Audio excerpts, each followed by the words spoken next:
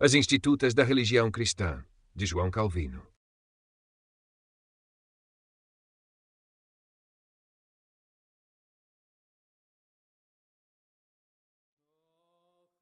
Por meio desse argumento, ele pretende provar que nossa salvação é gratuita, porque o início de todo o bem vem da segunda criação que obtemos em Cristo.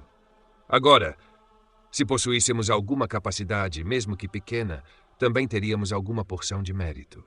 Mas para aniquilar todas as nossas pretensões, ele argumenta que não merecemos nada, pois somos criados em Cristo Jesus para boas obras, as quais Deus preparou de antemão.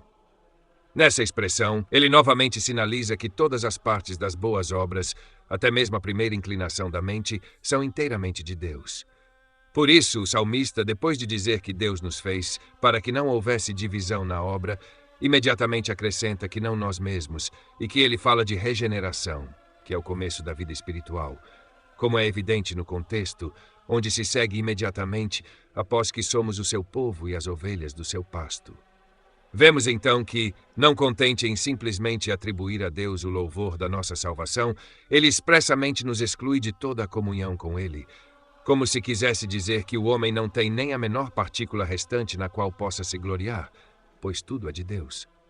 Mas pode haver alguns que concedam que a vontade, por sua própria inclinação espontânea, avessa ao que é bom, é convertida unicamente pelo poder do Senhor, de tal maneira que, sendo previamente preparada, tem também sua própria parte na obra. Como ensina Agostinho, a graça precede toda boa obra, a vontade seguindo a graça, não a liderando, sendo sua companheira, não sua guia. Essa observação incontestável daquele homem santo, Pedro Lombardo, repousa de maneira equivocada sobre um sentido errôneo. Agora, contendo que tanto nas palavras do profeta que citei, quanto em outros trechos, essas duas coisas são claramente significadas, que o Senhor corrige nossa vontade depravada, ou melhor, a remove, e Ele mesmo introduz uma boa em seu lugar, pois é precedida pela graça. Permito que você a chame de assistente, mas como sua reforma é obra do Senhor, é errado atribuir ao homem uma obediência voluntária ao seguir a orientação da graça. Portanto, não é uma expressão adequada de Crisóstomo que a graça não pode afetar nada sem a vontade, nem a vontade sem graça, como se a graça não produzisse a própria vontade, como acabamos de ver de Paulo. Nem era essa a intenção de Agostinho, quando chamou a vontade humana de companheira da graça, atribuindo-lhe qualquer função secundária junto à graça nas boas obras, mas com o objetivo de refutar o nefário dogma lançado por Pelágio, que fazia da causa primária da salvação o mérito humano. Ele contende o que era suficiente para seu argumento atual, que a graça é anterior a todo mérito, omitindo neste momento a outra questão sobre a eficiência perpétua da graça, que é admiravelmente tratada por ele em outras ocasiões. Pois quando diz frequentemente que o Senhor cede aos que não querem para que queiram e segue os que querem para que não queiram em vão, ele faz dele o único autor da boa obra. Sua linguagem sobre esse assunto é clara demais para exigir muitos argumentos. Os homens trabalham, diz ele, para descobrir em nossa vontade algo que seja nosso e não derivado de Deus. E como tal descoberta pode ser feita, eu não sei. No primeiro livro contra Pelágio e Celestio, onde ele explica a declaração de Cristo, todo homem que ouviu o Pai vem a mim, ele diz que a vontade é assistida de modo a capacitá-la não apenas a saber seu dever, mas também a realizar o que sabe. Assim, quando Deus ensina não pela letra da lei, mas pela graça do Espírito, ele ensina de tal maneira que o que cada um aprendeu não apenas vê ao saber, mas deseja ao querer e executa ao fazer. E como agora estamos envolvidos no ponto principal do argumento, vamos dar ao leitor um resumo da doutrina e prová-la por alguns testemunhos muito claros das Escrituras. E para que ninguém nos acuse de perverter as Escrituras, vamos também mostrar que a verdade que afirmamos ser deduzida das Escrituras não está desprovida do apoio deste homem santo, quero dizer, Agostinho. Pois considero desnecessário recitar na ordem regular todos os trechos que poderiam ser usados das Escrituras em confirmação de nossa opinião, desde que a seleção que será feita prepare o caminho para o entendimento de todos os outros que frequentemente são encontrados. Também não penso que haverá qualquer impropriedade em evidenciar minha concordância com aquele homem cuja autoridade é grandemente respeitada e devida deferência entre os piedosos. A origem de todo o bem claramente aparece de uma razão simples e certa, como sendo de ninguém mais senão de Deus sozinho, pois nenhuma propensão da vontade para qualquer coisa boa pode ser encontrada, exceto nos eleitos, mas a causa da eleição não deve ser procurada nos homens. Daí podemos concluir que o homem não tem uma boa vontade de si mesmo, mas que ela provém do mesmo decreto pelo qual fomos eleitos antes da criação do mundo. Há também outra razão não muito diferente, pois uma vez que a boa vontade e as boas ações surgem da fé, devemos ver de onde a própria fé origina. Agora, como as Escrituras proclamam uniformemente que a fé é um dom gratuito de Deus, segue-se que é efeito da pura graça quando nós, que somos naturalmente e completamente inclinados ao mal, começamos a querer algo que seja bom. Portanto, o Senhor, ao mencionar essas duas coisas na conversão de seu povo, que tira deles o coração de pedra e lhes dá um coração de carne, declara claramente que o que origina de nós mesmos deve ser removido para que possamos ser convertidos à justiça e que tudo o que vem em seu lugar provém dele.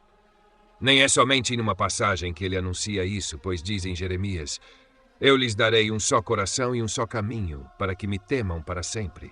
E um pouco depois, eu porei o meu temor no coração deles, para que não se apartem de mim. Novamente em Ezequiel: Eu lhes darei um só coração e porei um novo espírito dentro de vocês, e tirarei o coração de pedra da carne deles e lhes darei um coração de carne. Ele não poderia reivindicar mais evidentemente para si mesmo e tirar de nós tudo o que é bom e reto em nossa vontade do que quando declara que nossa conversão é a criação de um novo espírito e de um novo coração. Pois sempre segue que nada de bom provém de nossa vontade até que ela seja renovada, e que após sua renovação por tudo o que é bom é de Deus e não de nós mesmos. E vemos que os santos fizeram disso o objeto de suas orações. Salomão orou que o Senhor incline os nossos corações para ele, a fim de guardar os seus mandamentos. Ele mostra a obstinação do coração, que a menos que um novo viés lhe seja dado, naturalmente se entrega à rebelião contra a lei divina. A mesma petição é oferecida pelo salmista: Inclina o meu coração aos teus testemunhos. Pois devemos sempre observar a oposição entre o viés perverso do coração, que o inclina à rebelião, e essa correção que o constrange à obediência. Mas quando Davi, percebendo-se por um tempo privado da direção da graça, ora para que Deus crie nele um coração puro e renove um espírito reto dentro dele, não reconhece que todas as partes de seu coração estão cheias de impurezas e seu espírito deformado por uma obliquidade corrompida.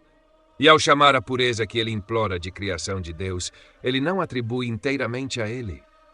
Se alguém objetar que a própria petição é uma prova de uma afeição piedosa e santa, a resposta é fácil, que embora Davi já tivesse se arrependido parcialmente, ele ainda compara seu estado anterior com aquela queda melancólica que ele havia experimentado.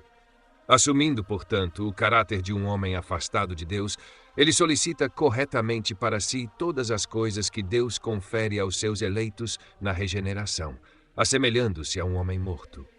Portanto, ora para ser criado de novo, para que, em vez de ser escravo de Satanás, ele se torne um instrumento do Espírito Santo. Verdadeiramente maravilhosa e monstruosa é a extravagância do nosso orgulho. Deus não exige de nós nada mais severo do que observemos religiosamente o seu sábado, descansando de nossas próprias obras. Mas não há nada que achemos mais difícil ou ao qual sejamos mais relutantes do que dar a Deus as nossas próprias obras para dar o devido lugar às obras de Deus. Se não houvesse obstáculo proveniente de nossa tolice, Cristo deu um testemunho suficientemente claro de suas graças para evitar que fossem maliciosamente oprimidas. Eu sou a videira, diz ele, vós sois os ramos. Meu pai é o agricultor. Assim como o ramo não pode dar fruto de si mesmo, se não permanecer na videira, assim também vós não podeis, se não permanecerdes em mim, porque sem mim nada podeis fazer. Se não podemos dar fruto por nós mesmos, assim como um ramo não pode brotar depois de ser arrancado do solo e privado da umidade, não devemos mais procurar nenhuma aptidão em nossa natureza para o que é bom. Não há ambiguidade nisso. Essa conclusão, sem mim nada podeis fazer, não diz que somos fracos para sermos suficientes para nós mesmos, mas nos reduz a nada, excluindo qualquer ideia de capacidade, por mais diminuta que seja. Se, sendo enxertados em Cristo, damos frutos como uma videira que tira a energia da vegetação da umidade da terra, do orvalho do céu e das benéficas influências do sol, não vejo nada de nosso próprio em qualquer boa obra.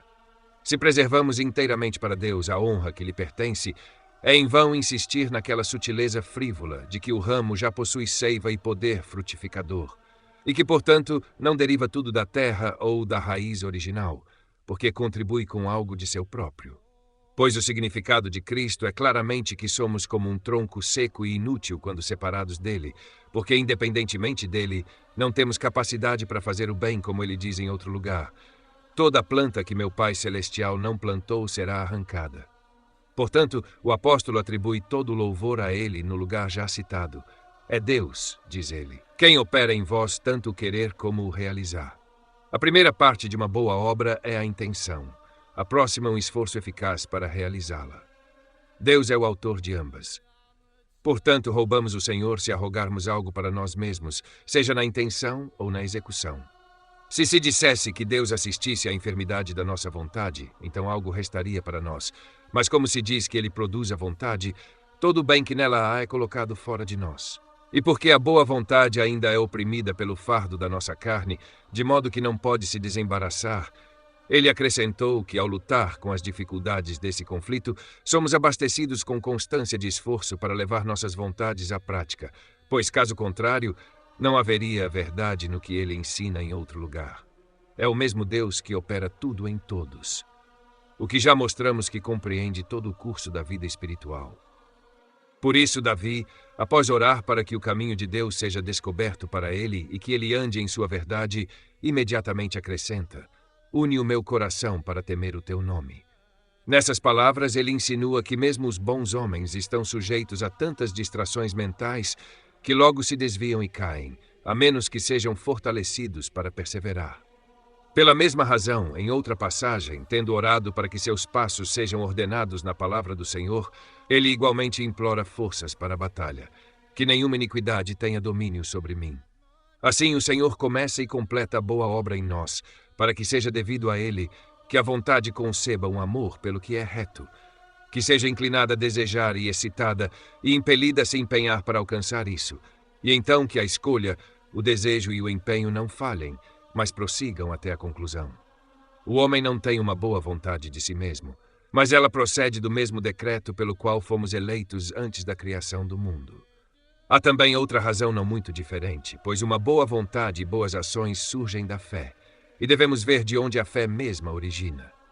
Agora, como as Escrituras proclamam de forma uniforme que é o dom gratuito de Deus, segue-se que é efeito da pura graça quando nós, que somos naturalmente inclinados ao mal, começamos a querer algo que seja bom.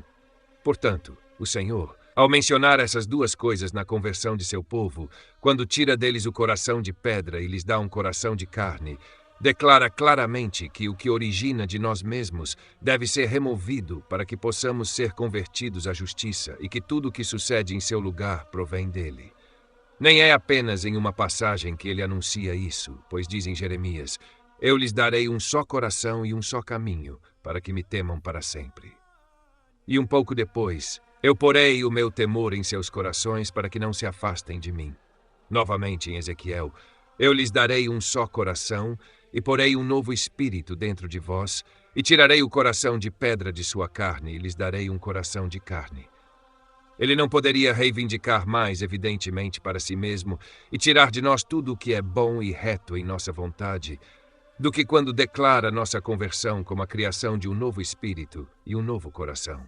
Pois sempre segue que nada de bom procede de nossa vontade até que seja renovada, e que, após sua renovação, na medida em que é bom, é de Deus e não de nós mesmos. E encontramos os santos fazendo isso o tema de suas orações. Salomão orou: que o Senhor incline nossos corações a Ele para guardar os seus mandamentos. Ele mostra a teimosia do coração, que, a menos que uma nova direção lhe seja dada, naturalmente se entrega à rebelião contra a lei divina. A mesma petição é oferecida pelo salmista: inclina meu coração aos teus testemunhos. Pois sempre devemos notar a oposição entre a inclinação perversa do coração, que o inclina à rebelião, e essa correção que o obriga à obediência. Mas quando Davi, percebendo estar por um tempo privado da direção da graça, ora para que Deus crie nele um coração puro e renove um espírito reto dentro dele, ele não reconhece que todas as partes de seu coração estão cheias de impureza e seu espírito distorcido por uma obliquidade depravada. E ao chamar a pureza que ele implora com fervor a criação de Deus, ele não atribui inteiramente a ele. Se alguém objetar que a petição em si é uma prova de uma afeição piedosa e santa, a resposta é fácil. Embora Davi já tivesse se arrependido em parte, ele ainda compara seu estado anterior com a queda melancólica que experimentou, assumindo o caráter, portanto, de um homem afastado de Deus. Ele pede adequadamente para si todas as coisas que Deus confere aos seus eleitos na regeneração, assemelhando-se a um homem morto. Por isso, ora para ser criado de novo, para que, em vez de ser escravo de Satanás, ele possa se tornar o instrumento do Espírito Santo. Verdadeiramente maravilhoso e monstruoso é o extravagante de nosso orgulho. Deus não exige de nós nada mais severo do que observar religiosamente o seu sábado, descansando de nossas próprias obras, mas não há nada que achemos mais difícil ou a que sejamos mais relutantes em renunciar do que as nossas próprias obras, a fim de dar aos trabalhos de Deus o lugar que lhes pertence. Se não houvesse obstáculos provenientes de nossa tolice, Cristo teria dado um testemunho de suas graças suficientemente claro para impedir que fossem maltratadas. Eu sou a videira, diz ele, vós sois os ramos. Meu pai é o agricultor. Assim como o ramo não pode dar frutos de si mesmo, a menos que permaneça na videira, assim também vós não podeis, a menos que permaneçais em mim. Pois sem mim nada podeis fazer. Se não podemos dar frutos por nós mesmos, assim como o ramo não pode brotar depois de ser arrancado da terra e privado de umidade, não devemos mais procurar qualquer aptidão em nossa natureza para o que é bom. Não há ambiguidade nisso. Sem mim nada podeis fazer. Ele não diz que somos fracos demais para sermos suficientes para nós mesmos, mas ao nos reduzir a nada, exclui qualquer ideia de capacidade, por menor que seja. Se, sendo enxertados em Cristo, damos frutos como uma videira que deriva a energia da vegetação, da umidade da terra, do orvalho do céu e das benignas influências do sol, não vejo nada de nosso próprio no qualquer boa obra. Se preservarmos inteiramente para Deus a honra que lhe pertence, é em vão insistir naquela sutileza frívola, que o ramo já possui seiva e poder de frutificar e que, portanto, não deriva tudo da terra ou da raiz original, pois o significado de Cristo é claramente que somos como um tronco seco e inútil quando separados dele, pois independentemente dele, não temos capacidade para fazer o bem. Como ele diz em outro lugar, toda planta que meu Pai Celestial não plantou será arrancada. Da mesma forma, o apóstolo atribui toda a glória a ele no local já citado. É Deus quem opera em vós, tanto querer quanto fazer. A primeira parte de uma boa obra é a vontade. A próxima é um esforço eficaz para realizá-la. Deus é o autor de ambas. Portanto, roubamos do Senhor se atribuirmos algo a nós mesmos, seja na vontade ou na execução. Se fosse dito que Deus assistiria à fraqueza de nossa vontade, então algo seria deixado para nós. Mas, como ele é dito a produzir a vontade, todo o bem nela é colocado fora de nós. E porque a boa vontade ainda está oprimida pelo fardo da nossa carne, de modo que não pode se libertar. Ele acrescentou que, ao lutar com as dificuldades desse conflito, somos abastecidos com constância de esforço para levar nossas vontades à execução. Caso contrário, não haveria verdade no que ele ensina em outro lugar, que é o mesmo Deus que opera tudo em todos, o que já mostramos que compreende todo o curso da vida espiritual. Por essa razão, Davi, depois de orar para que o caminho de Deus fosse descoberto para ele, para que ele andasse em sua verdade, imediatamente acrescenta: une o meu coração para temer o teu nome. Com essas palavras, ele insinua que até mesmo os bons homens estão sujeitos a tantas distrações da mente que logo se desviam e caem, a menos que sejam fortalecidos para perseverar. Pelo mesmo motivo, em outra passagem, tendo orado para que seus passos fossem ordenados na palavra do Senhor, ele igualmente implora força para a guerra, que nenhuma iniquidade tenha domínio sobre mim. Assim, o Senhor tanto começa quanto completa a boa obra em nós, para que seja devido a ele que a vontade conceba um amor pelo que é reto, que seja inclinada a desejá-lo, seja excitada e impelida a se esforçar para alcançá-lo, e depois que a escolha, o desejo e o esforço não falhem, mas prossigam até o efeito desejado. O efeito desejado, finalmente, é que um homem prossiga com constância neles e persevere até o fim, movendo a vontade não de acordo com o sistema mantido e acreditado por muitos séculos, de tal forma que depois fosse a nossa opção obedecer ao impulso ou resistir a ele, mas por uma influência eficaz. A observação, portanto, frequentemente repetida por Crisóstomo, de que quem Deus atrai, ele atrai voluntariamente. Somos obrigados a rejeitar, sendo uma insinuação de que Deus só espera por nós com a mão estendida, se decidirmos aceitar sua assistência. Concedemos que essa era a condição primitiva do homem durante seu estado de integridade, que ele poderia se inclinar para um lado ou para o outro, mas desde que Adão nos ensinou, pelo seu próprio exemplo, quão miserável é o livre-arbítrio, a menos que Deus nos dê tanto a vontade quanto o poder. O que será de nós se ele nos conceder sua graça em tão pequena proporção? Não, obscurecemos e diminuímos sua graça pela nossa ingratidão, pois o apóstolo não ensina que a graça de uma boa vontade é oferecida a nós para nossa aceitação, mas que ele opera em nós para querer, o que é equivalente a dizer que o Senhor, por seu Espírito, direciona, inclina e governa nosso coração e reina nele como em sua própria possessão.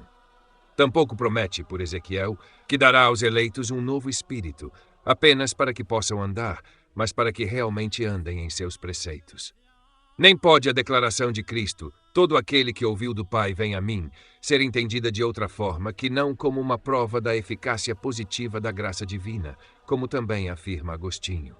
Esta graça o Senhor não dá a ninguém de forma promíscua, segundo a observação comumente atribuída, se não me engano, a Occam, que não é negada a nenhum homem que faça o que pode. Os homens devem ser ensinados, de fato, que a benignidade divina é livre para todos que a buscam, sem qualquer exceção.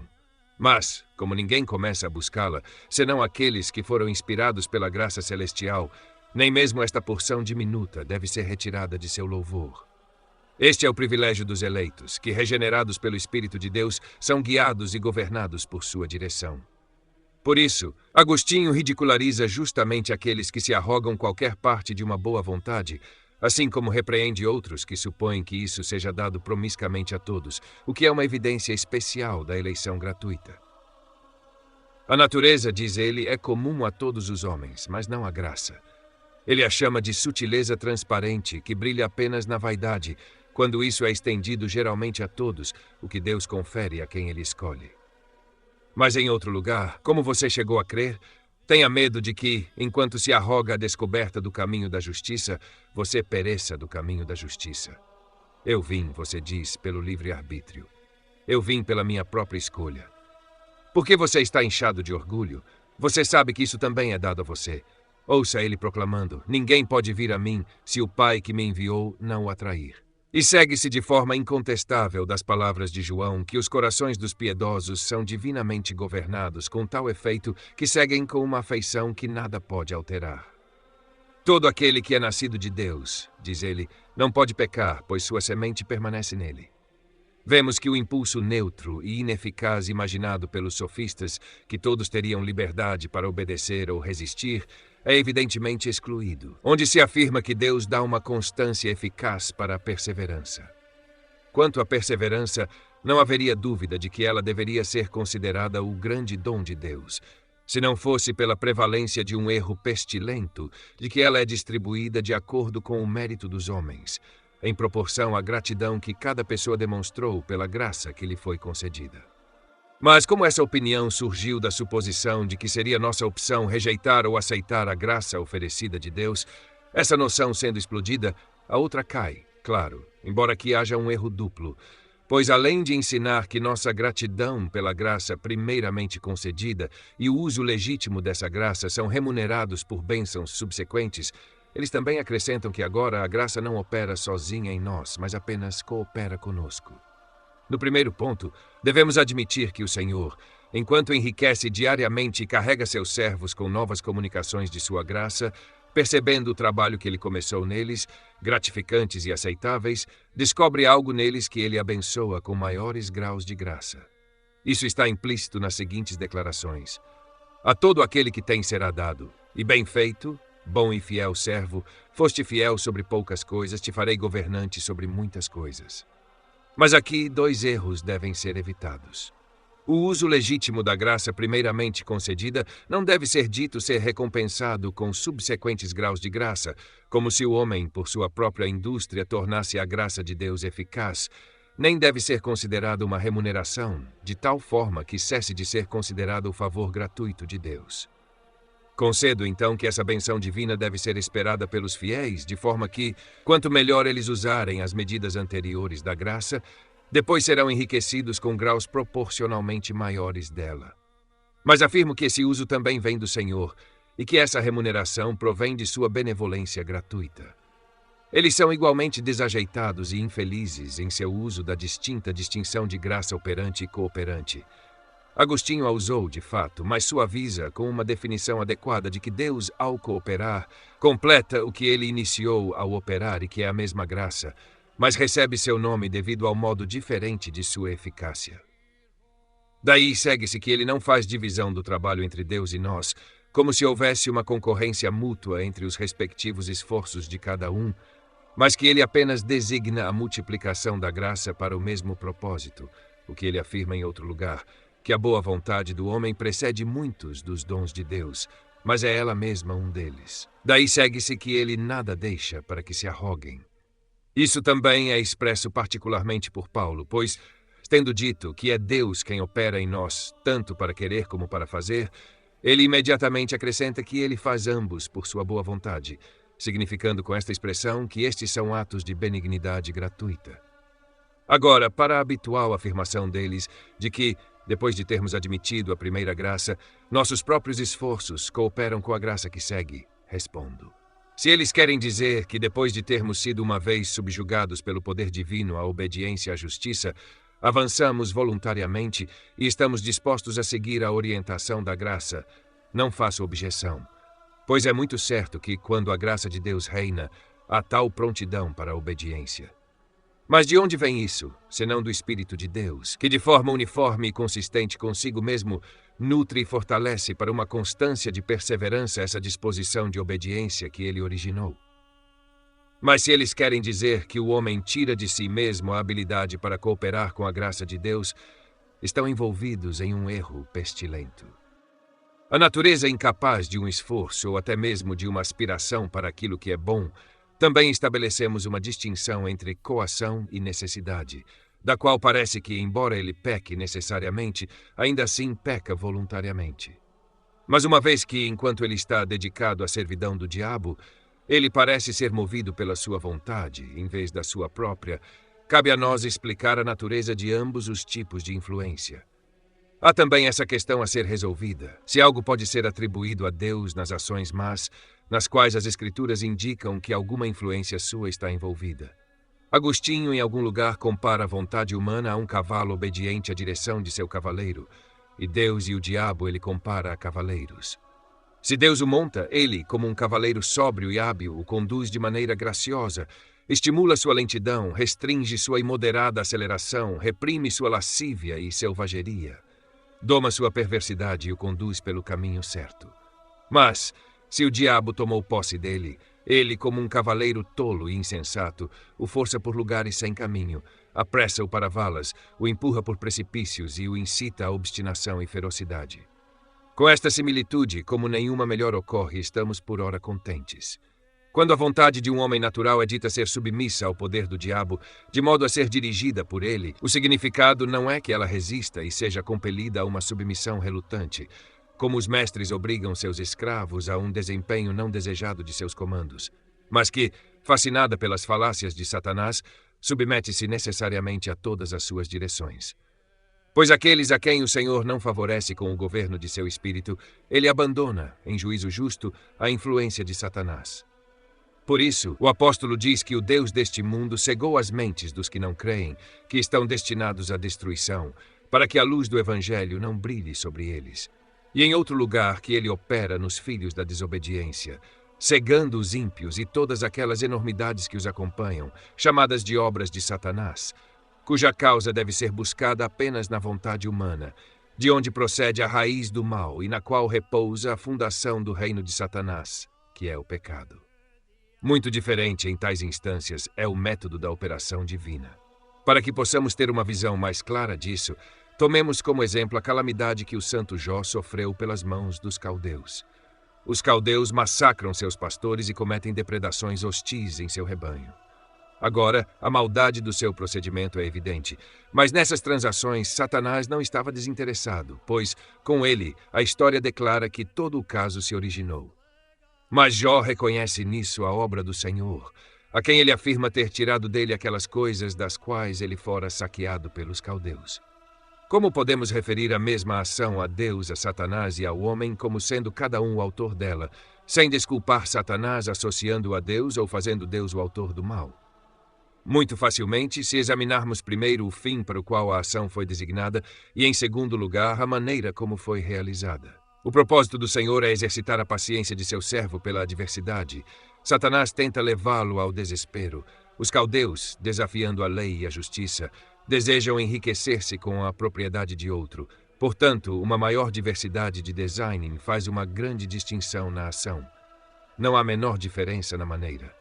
O Senhor permite que seu servo seja afligido por Satanás, os caldeus, a quem ele comissiona para executar seu propósito. Ele permite e os resigna a serem impelidos por Satanás. Satanás, com seus venenosas picadas, instiga as mentes dos caldeus, de outro modo muito depravadamente, a cometer o crime.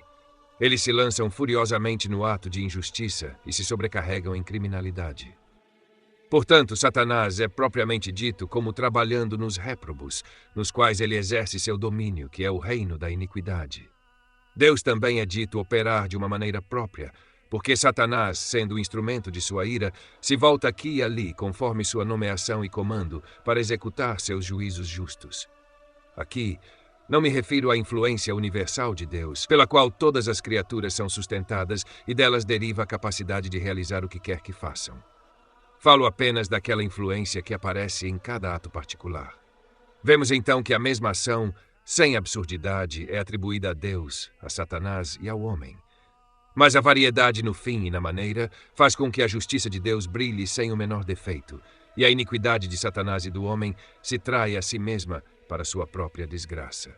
Os padres às vezes são excessivamente escrupulosos sobre este assunto e temem uma simples confissão da verdade, para que não deem ocasião à impiedade de falar irreverentemente e de forma reprovadora sobre as obras de Deus. Embora eu aprove muito essa sobriedade, ainda penso que não corremos nenhum perigo se simplesmente mantivermos o que as Escrituras entregam. Mesmo Agostinho, em certo momento, não foi isento dessa escrupulosidade, como quando ele diz que o endurecimento e a cegueira pertencem não à operação, mas à presença de Deus. Mas essas sutilezas são inconsistentes com inúmeras expressões das Escrituras que evidentemente importam alguma intervenção de Deus, além do mero conhecimento prévio. E Agostinho, ele mesmo, em seu 5º livro contra Júlio, defende amplamente que os pecados não procedem apenas da permissão ou da presença, mas do poder de Deus, para que os pecados anteriores possam ser punidos. Assim também o que avançam sobre a permissão é fraco demais para ser sustentado. Deus é muito frequentemente dito cegar e endurecer os réprobos e inclinar e influenciar seus corações, como eu já afirmei em outro lugar. Mas isso não oferece explicação da natureza dessa influência recorrer à presença ou permissão. Respondemos, portanto, que ela opera de duas maneiras. Pois quando sua luz é removida, nada resta além de escuridão e cegueira. Pois, quando seu espírito é retirado, nossos corações se endurecem em pedras. Pois, quando sua direção cessa, eles se distorcem em obliquidade. Ele é propriamente dito como cegar, endurecer e inclinar aqueles a quem ele priva do poder de ver, obedecer e agir corretamente. A segunda maneira, que é muito mais consistente com a precisão linguística, é quando, para a execução de seus juízos, ele, por meio de Satanás, o ministro de sua ira, dirige seus conselhos para o que ele quiser e excita suas vontades e fortalece seus esforços. Assim, quando Moisés relata que Sion, o rei, não queria conceder passagem livre ao povo, porque Deus endurecera seu espírito e fizera seu coração obstinado, ele imediatamente adiciona o fim do propósito de Deus, que ele o entregaria em suas mãos. Como Deus quis a destruição dele, o endurecimento de seu coração, portanto, foi a preparação divina para sua ruína. As seguintes expressões parecem se referir ao método anterior. Ele remove a fala dos fiéis e tira. a natureza incapaz de um esforço ou até mesmo de uma aspiração em direção ao que é bom. Também estabelecemos uma distinção entre coação e necessidade, a partir da qual se mostra que, enquanto ele peca necessariamente, ainda assim peca voluntariamente. Mas como ele está dedicado à servidão do diabo, parece ser movido pela sua vontade e não pela sua própria. Resta-nos explicar a natureza de ambos os tipos de influência. Há também a questão a ser resolvida, se algo deve ser atribuído a Deus em ações malignas, nas quais as Escrituras insinuam que alguma influência dele está envolvida. Agostinho, em algum lugar, compara a vontade humana a um cavalo obediente à direção de seu cavaleiro, e a Deus e ao diabo ele compara aos cavaleiros. Se Deus o cavalga, ele, como um cavaleiro sóbrio e habilidoso, o maneja de forma graciosa, estimula sua lentidão, restringe sua impetuosidade, reprime sua lascívia e selvageria, doma sua perversidade e o conduz pelo caminho certo. Mas, se o diabo tomou posse dele, ele, como um cavaleiro tolo e insensato, o força por caminhos sem trilhas, apressa-o para valas, empurra-o por precipícios e o excita a obstinação e ferocidade. Com esta semelhança, já que não ocorre melhor, estaremos satisfeitos por enquanto. Quando a vontade de um homem natural é dita estar sujeita ao poder do diabo, de modo que é dirigida por ele, o significado não é que resista e seja compelido a uma submissão relutante, como os senhores forçam seus escravos a realizar suas ordens sem querer, mas que, sendo fascinada pelas falácias de Satanás, necessariamente se submete a todas as suas orientações. Pois aqueles a quem o Senhor não favorece com o governo de seu espírito, ele abandona em justo julgamento à influência de Satanás. Por isso o apóstolo diz que o Deus deste mundo cegou o entendimento dos que não creem, que estão destinados à destruição, para que a luz do Evangelho não brilhe sobre eles, e em outro lugar que ele age nos filhos da desobediência. A cegueira dos ímpios e todas aquelas enormidades que os acompanham são chamadas de obras de Satanás, cuja causa, no entanto, deve ser buscada apenas na vontade humana, de onde precede a raiz do mal e onde repousa o fundamento do reino de Satanás, que é o pecado. Bem diferente, em tais casos, é o método da operação divina, e para que possamos vê-lo mais claramente, tomemos como exemplo a calamidade que o santo Jó sofreu das mãos dos caldeus. Os caldeus massacraram seus pastores e cometeram depredações hostis em seu rebanho. Agora a maldade de sua ação é evidente, mas nessas transações, Satanás não esteve desinteressado, pois com ele, a história afirma que toda a situação se originou. Porém, Jó reconhece nela a obra do Senhor, a quem ele afirma ter tirado dele as coisas que foram saqueadas pelos caldeus. Como podemos referir a mesma ação a Deus, ao diabo e ao homem, sendo cada um o autor dela, sem desculpar Satanás associando-o a Deus ou fazendo de Deus o autor do mal? Muito facilmente, se examinarmos primeiro o fim para o qual a ação foi projetada e, em segundo lugar, a maneira como ela foi realizada. O design do Senhor é exercitar a paciência de seu servo pela adversidade. Satanás tenta levá-lo ao desespero. Os caldeus, desafiando a lei e a justiça, desejam enriquecer-se com a propriedade de outro. Assim, a maior diversidade de intenções faz uma grande distinção na ação. Não há menos diferença na maneira como o Senhor permite que seu servo seja afligido por Satanás, os caldeus, a quem ele comissiona para executar seu propósito. Ele permite e se resigna a ser impelido por Satanás. Satanás, com suas agudas picadas, instiga as mentes dos caldeus de outra forma muito depravados a cometer o crime. Eles se lançam furiosamente na injustiça e se afundam na criminalidade. Portanto, Satanás é propriamente dito como atuando nos reprovados, nos quais exerce seu domínio, que é o reino da iniquidade. Deus também é dito operar de maneira própria, pois Satanás, sendo o instrumento de sua ira, se move para cá e para lá, conforme sua ordem e comando, para executar seus justos juízos. Aqui não me refiro à influência universal de Deus, pela qual todas as criaturas são sustentadas e delas deriva a capacidade de realizar o que fazem. Falo apenas dessa influência que aparece em cada ato particular. Vemos, então, que a mesma ação é, sem absurdo, atribuída a Deus, ao diabo e ao homem, mas a diversidade no fim e na maneira faz com que a justiça de Deus resplandeça sem o menor defeito, e a iniquidade de Satanás e do homem se revele com desonra. Os pais são às vezes excessivamente escrupulosos nesse assunto, com medo de uma simples confissão da verdade, para não dar ocasião à impiedade de falar irreverentemente e de forma desonrosa das obras de Deus. Embora eu aprove muito essa sobriedade, acho que não estamos em perigo se mantivermos simplesmente o que as Escrituras entregam. Até Agostinho, em um momento, não estava livre dessa escrupulosidade. Como quando ele diz que o endurecimento e a cegueira não pertencem à operação, mas à presença de Deus. Mas essas sutilezas são inconsistentes com as inúmeras expressões das Escrituras que evidentemente importam alguma intervenção de Deus além do mero conhecimento prévio. E Agostinho, ele mesmo, em seu 5º livro contra Juliano, argumenta de forma ampla que os pecados procedem não apenas da permissão ou da presença, mas do poder de Deus, para que os pecados anteriores sejam punidos. Assim também, o que eles advogam sobre a permissão é muito fraco para ser sustentado. Deus é muito frequentemente dito como cegando e endurecendo os reprovados e inclinando e influenciando seus corações, como eu já afirmei em outro lugar. Mas isso não oferece uma explicação da natureza dessa influência recorrer à presença ou permissão.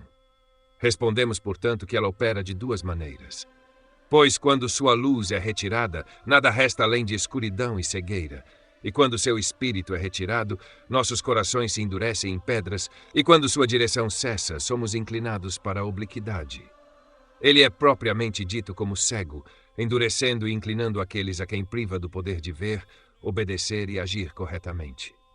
A segunda maneira, que é muito mais consistente com a exatidão da linguagem, é quando, para a execução de seus juízos, ele, por meio de Satanás, o ministro de sua ira, dirige seus conselhos para o que lhe apraz, excita suas vontades e fortalece seus esforços.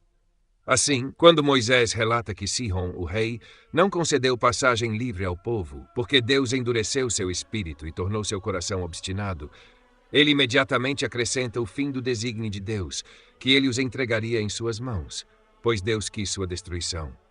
Portanto, o endurecimento de seu coração foi a preparação divina para sua ruína. As seguintes expressões parecem se referir ao método anterior. Ele remove a fala dos confiáveis e tira o coração dos príncipes da terra, e os faz vagar no deserto onde não há caminho e compreensão, frequentemente falham. Que em empreendimentos não árduos seus espíritos enfraquecem. Por outro lado, nas coisas mais obscuras, um conselho adequado é imediatamente oferecido. Em coisas grandes e perigosas, sua mente se mostra superior a todas as dificuldades. E assim explico a observação de Salomão.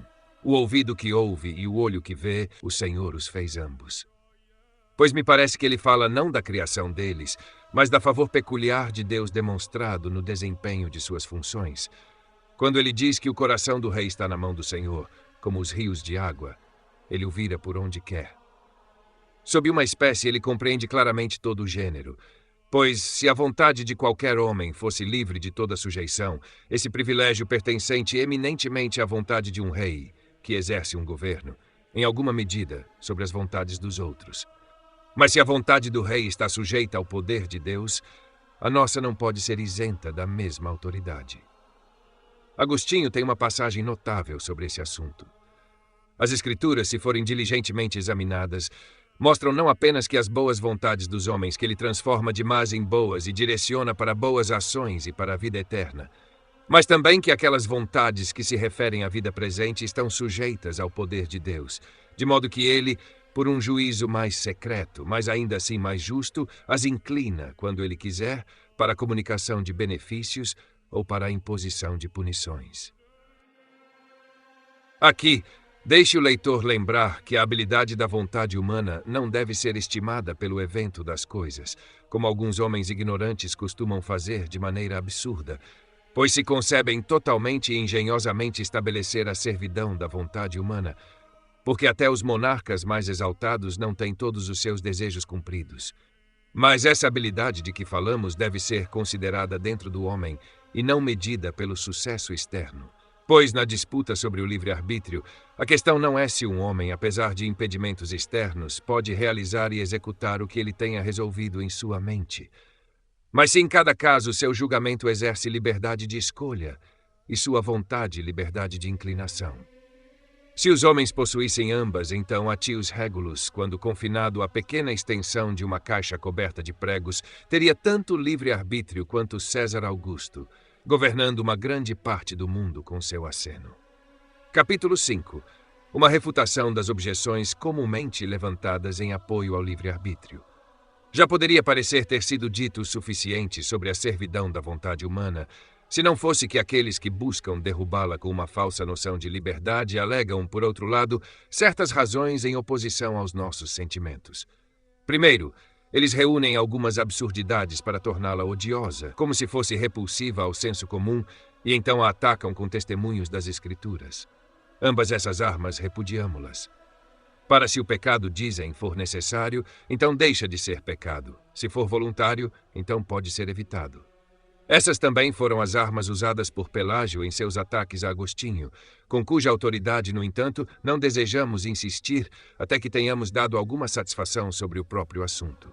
Eu nego, então, que o pecado seja menos criminoso porque é necessário. Nego também a outra consequência que eles inferem, que é evitável porque é voluntário, pois se alguém quisesse disputar com Deus e escapar de seu julgamento sob o pretexto de ter sido incapaz de agir de outra maneira, está preparado com uma resposta que já avançamos em outro lugar, que não provém da criação, mas da corrupção da natureza, que os homens, sendo escravizados pelo pecado, não podem querer nada além do que é mau. Pois de onde provém essa impotência de que os ímpios gostariam de se valer, senão de Adão, que voluntariamente se entregou à tirania do diabo? Daí, portanto, a corrupção com a qual estamos firmemente ligados, originada na revolta do primeiro homem contra seu Criador. Se todos os homens são justamente considerados culpados dessa rebelião, que não se suponha que estão desculpados pela necessidade, pois é justamente nisso que tem uma causa muito evidente de sua condenação. E isso já expliquei claramente antes, e dei um exemplo no próprio diabo, que mostra que aquele que peca necessariamente peca não menos voluntariamente, e também nos anjos eleitos, cuja vontade, embora não possa desviar-se do que é bom, não deixa de ser uma vontade. Bernard também inculca judiciosamente a mesma doutrina. Somos, portanto, mais miseráveis porque nossa necessidade é voluntária, o que ainda nos constrange a ser tão devotados a ela que somos, como já observamos, escravos do pecado. A segunda parte do argumento deles é errônea, porque faz uma transição indevida do que é voluntário para o que é livre. Mas já demonstramos que algo pode ser feito voluntariamente, embora não seja objeto de escolha livre. Eles acrescentam que, a menos que tanto as virtudes quanto os vícios procedam da escolha livre da vontade, não é razoável que punições sejam infligidas ou que recompensas sejam conferidas ao homem. Este argumento, embora avançado primeiro por Aristóteles, ainda é usado em algumas ocasiões por Crisóstomo e Jerônimo, sendo familiar aos pelagianos. No entanto, o próprio Jerônimo não dissimula, mas até relata suas próprias palavras. Se a graça de Deus opera em nós, então a coroa será dada à graça, não a nós que trabalhamos. E em relação às punições, respondo que elas são justamente infligidas sobre nós, de quem procede a culpa do pecado. Pois qual a importância de saber se o pecado é cometido com um julgamento livre ou escravizado, desde que seja cometido com o viés voluntário das paixões? Especialmente porque o homem é provado como pecador por estar sujeito à servidão do pecado. No que se refere às recompensas da justiça, qual é o grande absurdo se confessarmos que elas dependem mais da benignidade divina do que de nossos próprios méritos? Com que frequência isso se repete em Agostinho, que diz que Deus não coroa nossos méritos, mas seus próprios dons, e que são chamadas recompensas não como se fossem devidas aos nossos méritos, mas porque são retribuições pelas graças já concedidas a nós. Eles demonstram grande perspicácia nesta observação, que não resta espaço para méritos se estes não originaem da livre vontade, mas na opinião deles sobre a falsidade de nosso sentimento, estão muito equivocados, pois Agostinho não hesita, em todas as ocasiões, em inculcar como certo o que eles acham impensável reconhecer, como quando ele diz quais são os méritos de qualquer homem quando ele não vem com uma recompensa merecida, mas com graça livre.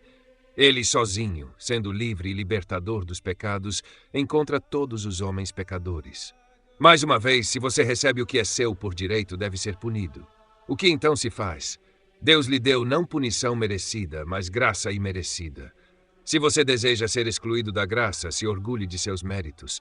Mais uma vez, você não é nada por si mesmo, os pecados são seus, os méritos pertencem a Deus.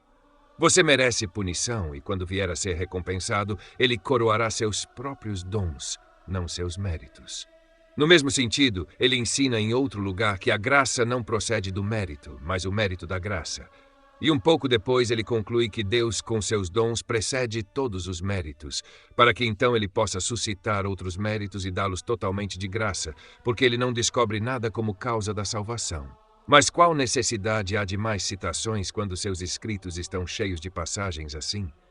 Mas o apóstolo os livrará ainda melhor desse erro, se ouvirem de qual origem ele deduz a glória dos santos, aos quais ele predestinou, a ele chamou, e a quem chamou, a eles justificou, e a quem justificou, a eles glorificou.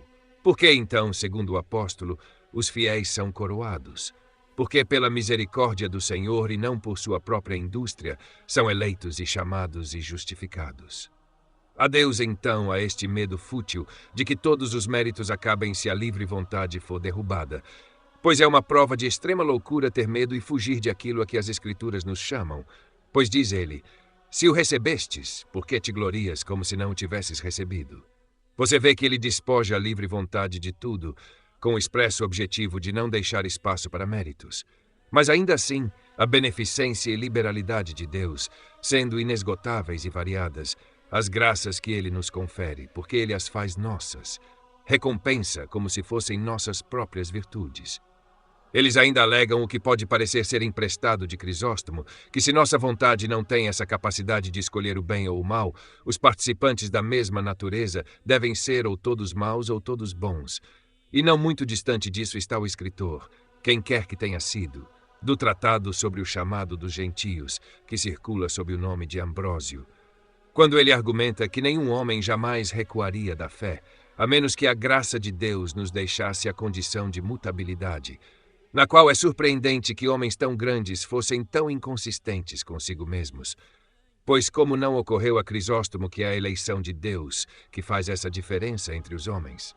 Não temos medo de admitir que Paulo afirma com veemência que todos, sem exceção, são corrompidos e inclinados à maldade, mas com ele acrescentamos que a misericórdia de Deus não permite que todos permaneçam na depravação. Portanto, como todos nós, naturalmente sofremos da mesma doença, apenas aqueles a quem o Senhor se agradou de aplicar sua mão curadora se recuperam. Os outros, a quem ele passa em seu julgamento justo, purifica em sua corrupção até serem totalmente consumidos. E é pela mesma causa que alguns perseveram até o fim e outros declinam e caem no meio de seu curso, pois a perseverança em si também é um dom de Deus, que ele não concede a todos os homens indiscriminadamente, mas dá a quem ele quer. Se indagarmos a causa da diferença, porque alguns perseveram com constância e outros falham por instabilidade, não pode ser encontrada outra causa, senão que Deus sustenta os primeiros com seu poder, para que não pereçam, e não comunica a mesma força aos últimos, para que sejam exemplos de inconstância. Eles ainda argumentam que exortações são feitas em vão, que o uso de admoestações é supérfluo e que as repreensões são ridículas, se não for possível para o pecador obedecer. Quando objeções semelhantes foram feitas anteriormente a Agostinho, ele foi obrigado a escrever seu tratado sobre correção e graça, no qual, embora refute-as de forma abundante, ele chama seus adversários a esta conclusão. Ó homem, no mandamento aprende qual é o teu dever. Na correção aprende que, por tua própria culpa, não o tens em oração. Aprende de onde podes receber o que desejas desfrutar. Há quase o mesmo argumento no tratado sobre o espírito e a letra, no qual ele sustenta que Deus não regula os preceitos de sua lei pela capacidade dos homens, mas quando ele ordenou o que é certo, dá livremente a seus eleitos a capacidade de cumpri-lo. Este não é um assunto que exija uma discussão prolixa. Primeiro, não estamos sozinhos nesta causa, mas temos o apoio de Cristo e de todos os apóstolos. Que nossos oponentes considerem como podem obter superioridade em um confronto com tais antagonistas. Cristo, que declara que sem ele não podemos fazer nada. Nada obstante, ele ainda censura e pune aqueles que, sem ele, fazem o mal. Ele, portanto, relaxa em suas exortações para que todo homem pratique boas obras. Quão severamente Paulo censura os coríntios por sua negligência da caridade, ainda assim ele ora fervorosamente para a caridade lhe seja dada pelo Senhor. Em sua epístola aos Romanos, ele declara que não é de quem quer nem de quem corre, mas de Deus, que tem misericórdia. No entanto, depois disso, ele não deixa de usar exortações, exaltações e reprovações. Por que então não repreendem o Senhor para não perder seu trabalho, exigindo dos homens aquelas coisas que ele sozinho pode conceder e punindo os atos cometidos pela falta de sua graça? Por que não admoestam Paulo a poupar aqueles que não podem querer ou correr sem a misericórdia prévia de Deus, da qual estão agora privados? Como se, na verdade, o Senhor não tivesse a melhor razão para sua doutrina, a qual se apresenta prontamente àqueles que religiosamente a buscam. Paulo claramente mostra até onde a doutrina, a exortação e a reprovação podem, por si mesmas, resultar em mudança de coração, quando ele diz que nem aquele que planta, nem aquele que rega são nada, mas a eficácia vem exclusivamente de Deus, que dá o aumento. Assim, vemos que Moisés sanciona severamente os preceitos da lei e os profetas exortam e ameaçam os transgressores, enquanto, no entanto, reconhecem que os homens nunca começam a ser sábios até que um coração lhes seja dado para entender que é obra peculiar de Deus circuncidar o coração e, em vez de um coração de pedra, dar um coração de carne, inscrevendo sua lei nas mentes dos homens, em uma palavra, tornando sua doutrina eficaz por uma renovação da alma. O que então se perguntará é o uso das exortações. Respondo: se os ímpios desprezam com corações obstinados, elas servirão como testemunho contra eles quando chegarem ao tribunal do Senhor, e até no estado presente ferem suas consciências, pois por mais que a pessoa mais audaciosa zombe delas, ela não pode desaprová-las em seu coração.